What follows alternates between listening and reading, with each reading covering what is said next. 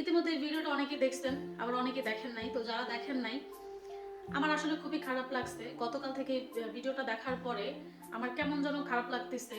আজকেও আমি ভিডিওগুলো দেখতেছি, বিভিন্ন গ্রুপে এই ভিডিওটা ছাড়ছে। তো একজন হচ্ছে মেবি ট্রেনে থেকে ভিডিও করছে, তো উনি আবার ট্রেনে যে গ্রুপ আছে সেখানে ছেড়ে দিছে, তো সেখান থেকে আর কি ভিডিওটা বিভিন্ন মানুষের কাছে গেছে। তো ছেলেটার মাথায় অনেক খাবার ছিল, মানে ও খাবার বিক্রি করে, পানির বোতল থেকে শুরু করে টুকে টুকে হাবিজাবি চানাচুর এগুলো মেবি বিক্রি করে।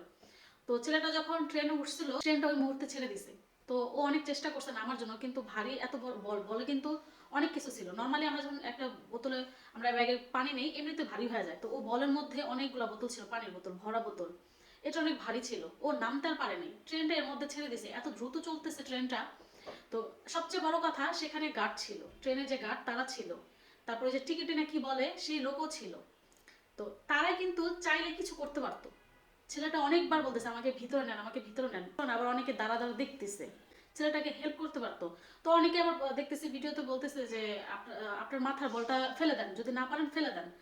দ্রুত চলতেছে ট্রেনটা, একদিকটা বাতাস, মানে বাতাসে কিন্তু একটা মানুষ পারে না, সেদিকে এত দ্রুত বাতাস চলতেছে ছেলেটা। তো ও চাইলে কিন্তু পারতো বলটা ফেলে দিতে, কিন্তু পারে না, কারণ ওইটা রোজি রোজগার, ওইটা দিয়ে ওর সংসার চলে, ওইটা দিয়ে কয়টা ভাত খাইতে পারে। এখন সেটাও পারতেছে না ফেলে দিতে।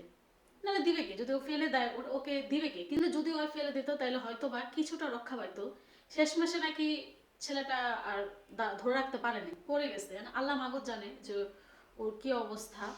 নর্মালি একটা কথা বলি, আমরা যখন কোনো হাতে পায়ে, যেমন আমি এই জায়গাটা ব্যথা পাইছি, আমার এই জায়গাটা এত ব্যথা ছিল, এত জ্বলছে, আমি বলে বুঝাইতে পারবো না। আর ও ইনস্ট্যান্ট একদম তত্তাজা একটা মানুষ, সুস্থ মানুষ, ট্রেন থেকে, এত দ্রুত একটা ট্রেন, সেখান থেকে পড়ে গেছে।